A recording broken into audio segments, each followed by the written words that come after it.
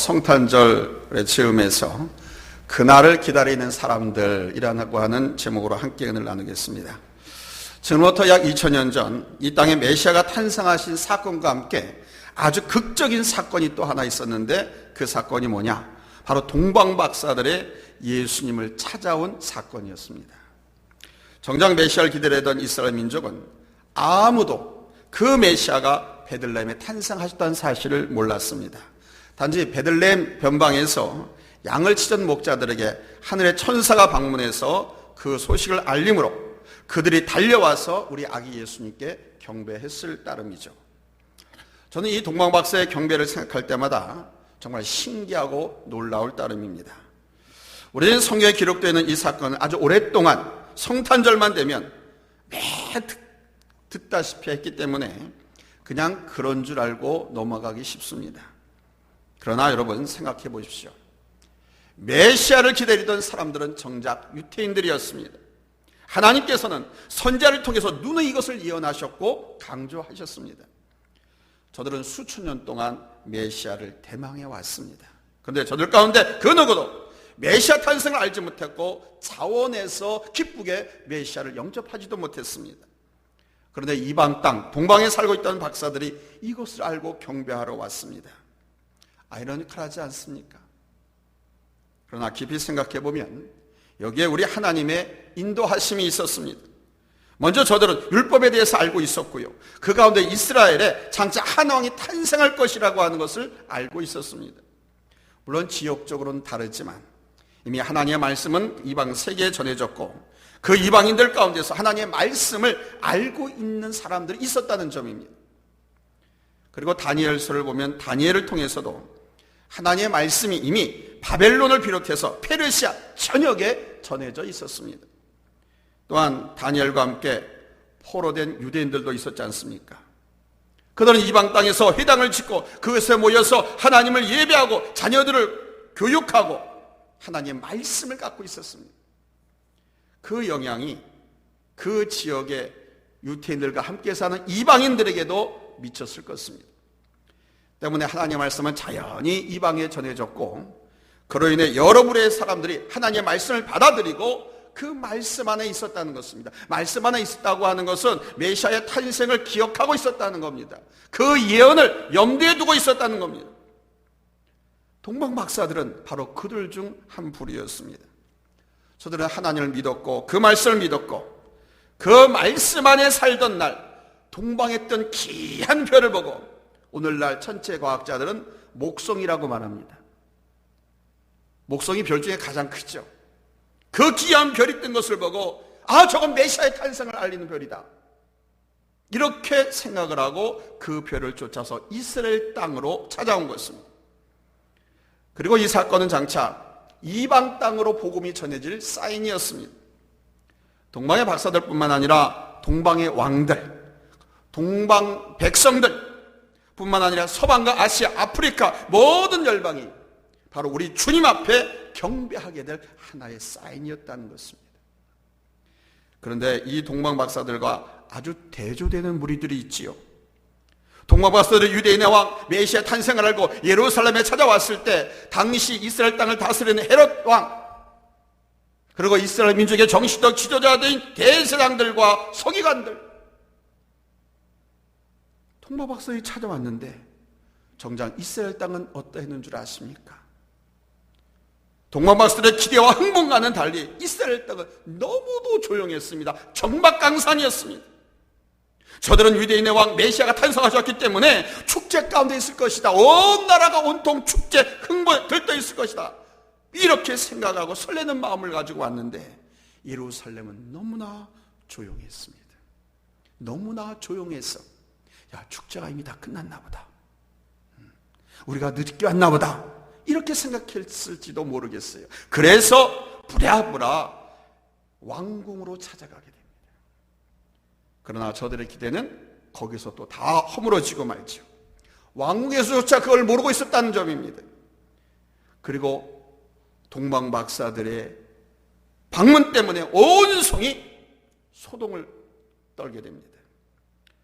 박사들이 자신들이 동방에서부터 여기까지 온 목적을 말하자 유대인의 왕으로 나신 이가 어디 계시냐? 우리가 동방에서 그의 별을 보고 그에게 경배하러 왔노라 할 때 오히려 헤로드 왕과 궁궐 안에 있는 대신들, 그 안에 관한 사람들이 그 말을 듣고 오히려 더 깜짝 놀랍니다. 그런데 기가 막히는 것은요, 그 후로 저들이 이 일은 메시아의 탄생을 의미하는 사건으로 알았다는 점입니다. 마태복음 2장 4절을 보십시오. 헤롯이 대제사장들과 서기관들에게 그리스도가 어디서 나겠느냐? 라고 묻습니다. 헤롯 왕이 그리스도라고 말하고 있는 거예요. 그리스도란 말은 영어의 크라이스트, 이거를 중국으로 들어와서 그리스도로 번역을 했어요. 우리 한국어로 번역하니까 그냥 그리스도가 된 거예요. 헬라에서는 크라이스트입니다. 크라이스트라고 하는 말은 구약 성경을 기록한 히브리어로 말하면 구세주, 원어는 메시아입니다. 그러니까 메시아가 어디서 났느냐? 우리의 구세주가 어디 났느냐? 라고 물은 거예요, 헤롯 왕이. 이 물음에 대제사장들과 서기관들이 유대 땅 베들레헴이라고 하면서 미가서 5장 2절의 말씀을 통해서 그것이 실제로 구약에서부터 아주 오래전부터 예언된 말씀이고 그것이 이렇게 확증된 것 같습니다 라고 말합니다. 미가서 5장 2절 말씀을 읽어드리겠습니다. 베들레헴 에브라다야, 너는 유다 족속 중에 작을지라도 이스라엘을 다스릴 자가 내게서 내게로 나올 것이라. 그의 근본은 상고의 영원에 있느니라. 그러나 저들 가운데 그 누구도 주님이 탄생하셨다고 하는 그 베들레헴으로 찾아가지 않았고 주님을 영접하지도 않았습니다. 메시아 탄생에 대한 소식을 들었습니다. 하늘의 별을 보고 찾아온 동문 박사들 통해서 알았습니다. 그러나 정작 그 사건이 일어났을 때 그들 가운데 그 누구도 진지하게 받아들이고 베들레헴으로 달려간 사람이 한 사람도 없었다는 겁니다. 오늘 이 말씀을 보면서 우리가 생각해야 할 것이 바로 이 점입니다. 주님에 대한 예언, 주님을 기다리면서도 막상 주님이 오셨을 때 영접하지 못하는, 경배하지 못하는 이 어리석음을 경계해야 한다는 겁니다. 저는 우리의 영적인 무지와 준비 없는 삶으로 인해서 우리도 저들처럼 똑같이 되지 않을까 하는 두려움이 있습니다. 우리는 성탄절을 기다리면서 또한 다시 오실 주의 재림을 기다립니다. 이 기다림 속에 있는데 우리 주님이 다시 오실 때 우리의 모습이 바로 저 대제장들과 서기관들과 이스라엘 백성들 같다면 어떡하냐 이거예요. 저들은 창세기 3장 14절부터 기록되어 있는 메시아에 관한 말씀, 예수 그리스도의 탄생에 관한 말씀, 이 땅을 구원하시기 위해서 하나님께서 그 아들을 보내실 것이라고 하는 것을 믿고 기다리고 있었습니다. 그런데 저들의 심령은 무디졌습니다. 저들의 눈과 귀가 어두워졌습니다. 왜 그런지 아십니까? 저들은 현실에만 집착해서 살았습니다. 그도 그럴 것이 이스라엘은 지금 로마의 식민 통치를 받고 있었으니 그들의 마음과 그들의 삶이 얼마나 핍절되고 곤고하고 얼마나 힘들었겠습니까? 하루하루 살아 견딘다고 하는 것이 얼마나 힘들었겠습니까? 그러니 그럴 수 있습니다. 그래서 하나님의 약속에 대한 기대와 진정한 기다림이 없을 수도 있습니다. 저들에겐 율법은 있었지만은 그 하나님의 말씀이 가져다주는 파워, 에너지를 가진 삶은 없었습니다. 바로 이것 때문입니다. 이스라엘에게는요, 다른 여타 민족이 받지 못한 하나님의 말씀, 하나님의 율법이 있었습니다. 하나님에 대한 의식이 있었다는 거예요. 그러나 그 율법의 말씀이 삶 속에 녹아서 실제 삶 속에서 에너지가 되고 능력이 되어야 하는데 바로 그렇게 정제된 하나님의 말씀의 능력, 말씀의 삶이 없었다는 거예요. 그러니까 다 묻어져 버린 거예요. 기막힌 것이죠. 그래서 아무 능력도 없는 크리스찬들이 된 거예요. 예언이 있어도 적용이 안 되는 거예요. 말씀이 있어도 영접하지 못한 겁니다. 사랑하는 여러분, 오늘 우리가 그렇지 않냐 이거예요. 성경책은 많이 있는데 주의 종의 말씀은 TV나 컴퓨터, 스마트폰 통해서 많이 듣고 많이 보고 하는데 그 말씀이 정말 내 삶 속에서 정제되어서 그 말씀이 에너지가 되어야 하는데 그 말씀이 에너지가 되지 못하고 움직이지 못하는 멈춰선 자동차와 같지 않느냐 이거예요. 힘도 없고 열매도 없고 단지 성경책과 종교의식으로만 존재하는 우리들이 아닌가 이 말씀입니다. 다시 우리 주님께서 이 땅에 오실 것입니다. 오신다고 말씀하셨습니다. 그때 우리가 단지 종교인으로만 살고 있다면, 책만 가지고 있고 지식만 가지고 있고 의식만 갖고 있다고 하면 우리도 2000년 전 저 이스라엘 백성들이 저지른 실수, 그 똑같은 실수를 범하고 말 것입니다. 그래서 첫 번째 됐습니다. 주님께서 하신 약속의 말씀이 있습니다. 그 약속의 말씀을 믿고 기다릴 줄 알아야 됩니다. 오늘 말씀에 주님은 다시 오실 것이라고 분명하게 말씀하고 계십니다. 부활하신 후 공생애를 마무리하시고 승천하실 때도 너희들이 본 것처럼 내가 다시 그대로 오겠다 하고 약속하시고 승천하셨습니다. 성탄을 통해서 육신의 몸을 입고 오셨던 우리 주님은 하나님의 약속으로 말미암아 이 땅에 오신 분이었습니다. 그날을 오늘 우리는 축하하고 기뻐하며 예배하고 있는 온 인류가 기뻐하고 축하하고 있습니다. 이제 그 약속의 실현 후 이 땅에 오신 예수님께서 다시 오시겠다고 분명히 약속하셨습니다. 그래서 오늘 성탄절을 맞이한 우리들은 이 새로운 약속을 믿고 기다릴 줄 알아야 됩니다. 본문 36절 말씀에 보니까 그날과 그 시는 아무도 모르나니 하늘의 천사들도 아들도 모르고 오직 아버지만 아시느니라. 그 예수께서 하신 말씀에 당신이 모르셔서 모른다고 하신 것이 아닙니다. 그 날을 너희들 알려고 하지 말라. 이건 하나님 당신들의 주권에 속한 것, 하나님의 때이기 때문에 그렇게 말씀하셨다. 그래서 하늘의 천사도 모르고 아들도 모른다. 오직 하나님만 아신다. 하나님께만 있는 계획이고 하나님만이 가지시는, 하나님만이 행하시는 주권적인 계획이기 때문입니다. 예수님의 탄생도 마찬가지입니다. 예수님께서 오신 그때는 사람의 때가 아니라 누구의 때? 하나님의 때였습니다.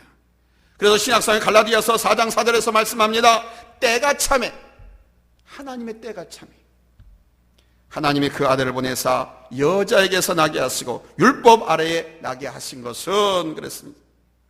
하나님께서는 그리스도를 보내겠다, 메시아를 보내겠다 그러면서 다윗의 혈통에서 날 것이라고 하셨습니다. 베들레헴에서 날 것이라고까지는 하셨지만 그날과 그때에 대해서는 말씀하지 않으셨습니다. 우리 주님이 다시 오실 날도 마찬가지입니다.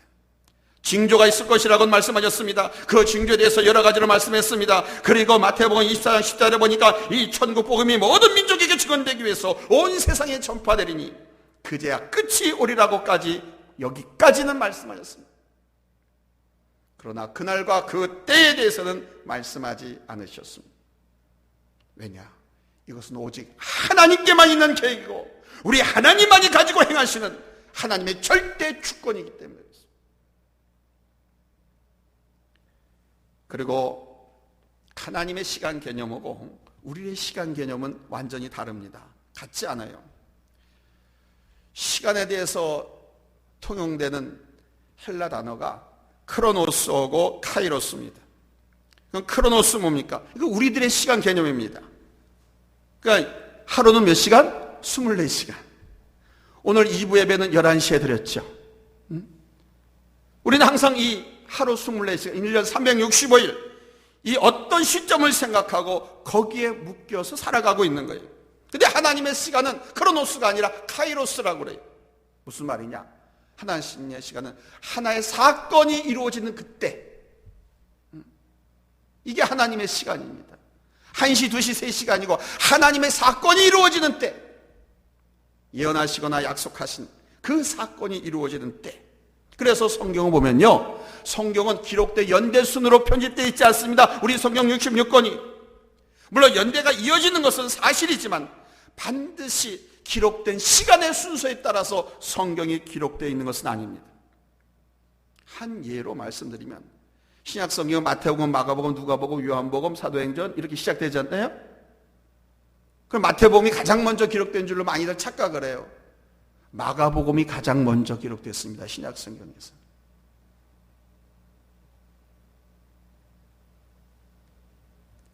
중요한 것은 그 시간이 아니라 사건이고 메시지고, 그 속에 하나님께서 함께 하셨느냐 함께 하지 않으셨느냐.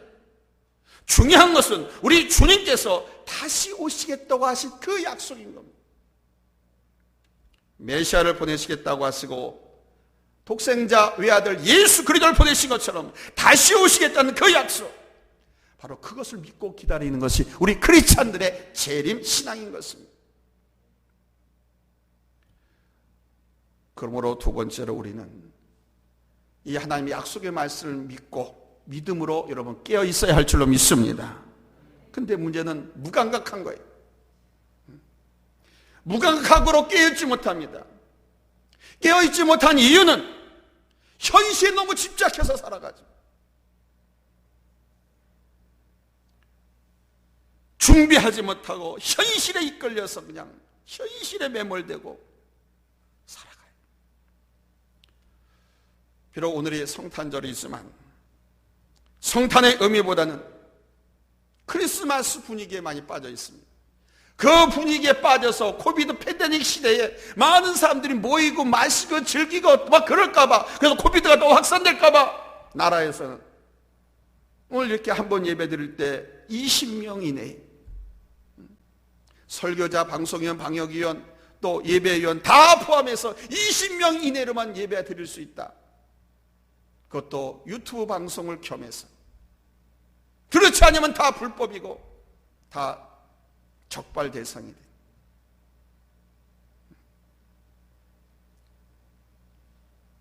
오늘 하나님 앞에 예배드린 여러분들은 세상 사람들처럼 흥청망청 놀고 즐기는 그런 분위기로 성탄절을 맞이하고 계신 분이 아마 아무도 없을 거예요. 휘황찬란한 장식들, 그리고 캐럴을 장사하는 사람들, 이런 분위기를 많이 이용하죠. 이 좋은 분위기 때 코비드 때문에 장사하지 못하게 하고 놀러가지 못하게 한다고 하니까 불평불만들이 그냥 하늘을 찌릅니다. 예수 믿는 사람도 마찬가지. 믿지 않는 사람들이 다 이 분위기에 동조합니다. 그러나 여러분, 오늘 이 성탄절을 통해서 우리 주님께서 다시 오신다고 하는 그 말씀, 그 약속, 그것을 생각하시고 그 주님을 맞이하기 위해 우리가 준비하고 기다려야 한다는 시기에 얼마나 부족한지 모릅니다. 그래서 약속의 그 주님을 믿고 그날을 기다리려 하는, 사모하는 젊은 청춘 남녀가 연애 끝에 결혼하기로 하고 결혼 날짜를 잡고 예식장을 이야기해놨어요. 그래서 그날을 하기 위해서 이것저것 준비하고 기다린 것처럼 우리 예수 믿는 사람들은 주님의 그 약속의 말씀을 믿고 여러분 깨어 기도하며 준비하고 기다려야 할 줄로 믿습니다. 이 의식이 부족하면 안 돼요. 이 의식이 부족하면 2000년대 이스라엘 백성들이 범했던, 당시에 정치, 종교 지도자라고 하는 사람들이 범했던 그 실수, 우리 똑같이 범하게 됩니다. 오늘 이 시대의 무감각을 오늘 보면 37절로 39절을 보니까 노아의 때를 예로 들고 있습니다. 하나님께서 노아를 불러가지고 노아야, 노아야, 앞으로 내가 이 세상을 물로 심판할 것인데 너는 산에 올라가서 배를 만들어라, 이렇게 명령했습니다. 사람들이 시집가고 장가가고 먹고 즐겨 죄 짓는데 몰입이 되어 있었어요.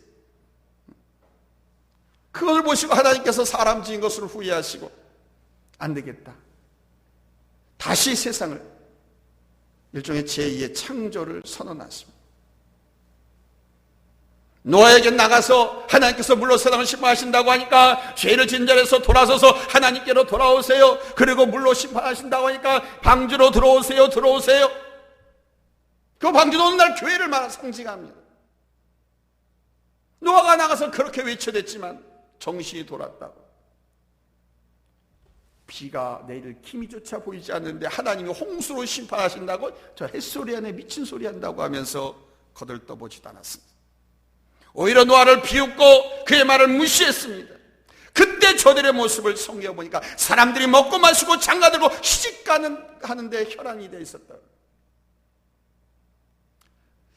먹고 마시는 일과 결혼, 시집장가 가는 거 이거 나쁜 거 아닙니다. 근데 문제는 뭐냐? 하나님을 떠나서 하나님과 상관없고 하나님을 거역하면서 영적인 윤리적인 방탕 가운데서 그 일들이 벌어지고 있었다는 겁니다. 하나님께서 만들어 놓으신 질서를 깨트리면서 남자가 남자를, 여자가 여자를, 사람이 짐승을, 남의 아내를, 남의 남자를 완전히 동물의 세.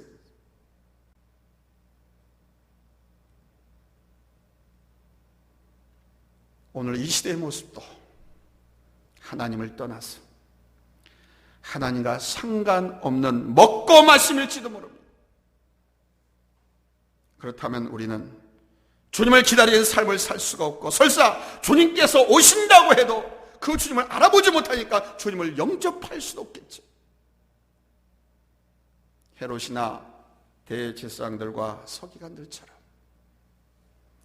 주님의 탄생 소식을 듣고도 현실에 안주함으로 우리 주님을 영접하지 못하게 될 것입니다.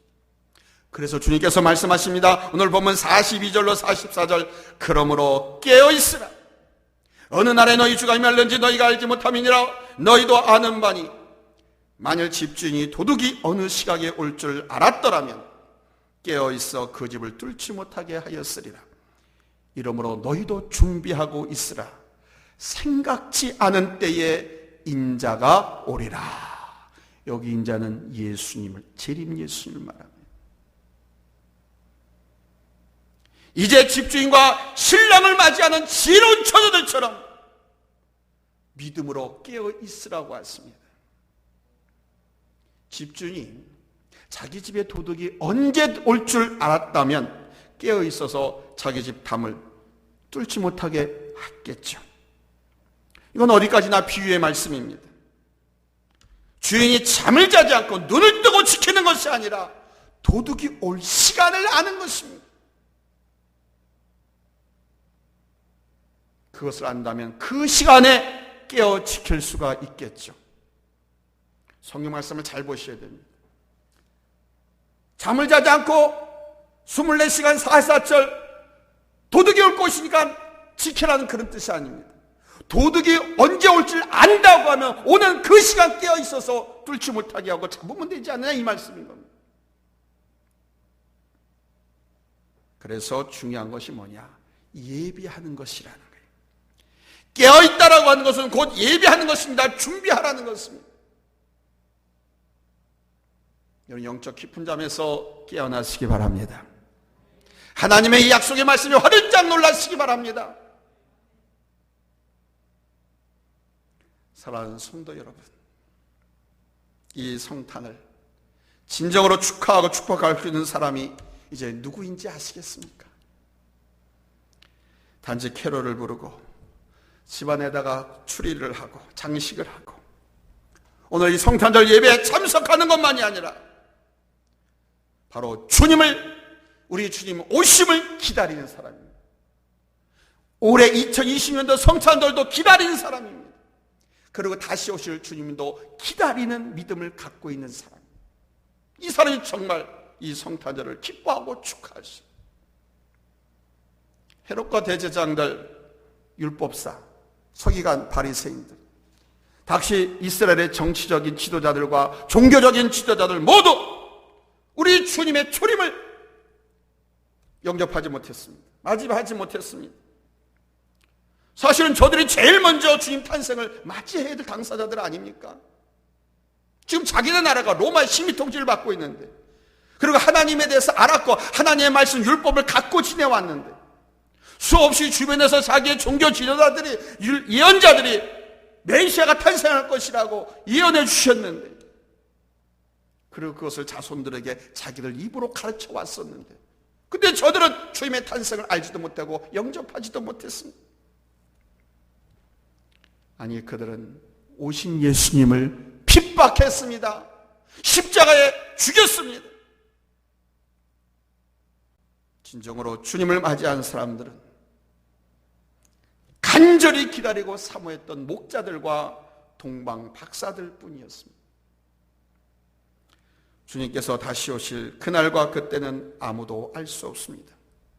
단지 우리는 다시 오시겠다고 하신 그 약속을 믿고 여러분 깨어 준비하고 기다리는 믿음의 삶을 살아야 할 줄로 믿습니다.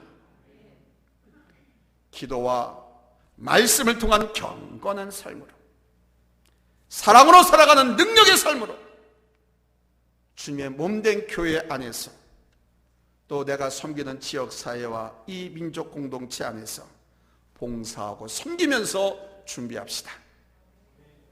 여기서 오늘의 성탄절은 우리에게 더 복되고 아름다운 날이 될 뿐만 아니라 약속의 날이 될 줄로 믿습니다. 할렐루야. 메리 크리스마스. 메리 크리스마스. 여러분들뿐만 아니라 어둠 속에 갇혀있는 사람들, 환난과 질병과 고통 중에서 절망 중에 있는 사람들, 그리고 숱한 진통을 겪고 있는 이 나라 이 민족에게 오늘 성탄절이 정말 기쁘고 복된 날이 될 수 있기를 예수님의 이름으로 축복합니다. 할렐루야. 기도합니다.